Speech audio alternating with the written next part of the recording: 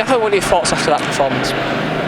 Well, obviously we're disappointed with the results, you know, and I don't think the first 10 minutes helped us at all, you know, and that's what's a disappointing thing from my point of view. We explained that, and we tried to make sure we kept the crowd quiet, but going to go behind, it was always going to be difficult. But apart from that, I felt then we got into the game, we played some good stuff, could possibly be a little bit better opportunities created in front of goal.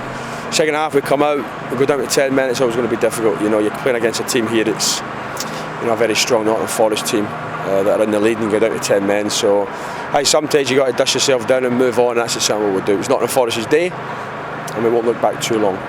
Any complaints about the sending off? No, I thought the referee played well today. I thought he was coming under a lot of pressure from the crowd and from the management team of Nottingham Forest, but I felt today that he stuck to his guns in terms of decision making, and overall I thought he had a good game.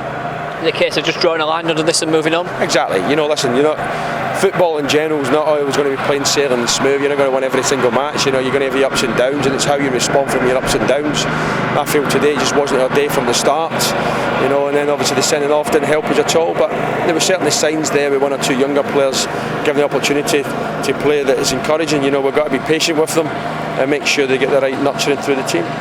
David Ngog not included at all today. Is it injury or? David Ngog wasn't too well last night, so Chris Eagles is injured. You know, it's not an excuse, it's fact. When a couple of your top players come at your team, you're always going to find it very difficult. Any team in this division, you know, and we're going through a moment right now where we're one or two players missing, and it's signs of, you know, where we are right now. And that kind of forces your hand in terms of team selection. Of course it does. You know, I think forcing your hand, we've only got to pick from one or twos. That's where you are. You know, I tried to explain that to the fans before, that we got to remember where we are and what we're trying to do. And young Robert Hall at 19 and Sammy coming on at 20 years of age. You know, it's younger players who come into a place like this is going to be very difficult, but if you can get through that period, you know, and get them into the team and then start looking forward, I think that's the way to go for this football club. It's a case of now just moving on and forgetting about it. Of course it is. You've got to move on in football, you know, and when you win the games as well, win, lose or draw, you've got to move on, and that's what we'll certainly do on Monday morning. Looking ahead to the QPR game. We are looking forward to that, you know, especially back at the Reebok, where we feel we're very strong. We've got to start a little bit better than we did today. Keep 11 men on the pitch, we didn't do today. And I think if that happens, then we've got a fantastic opportunity to win a game of football.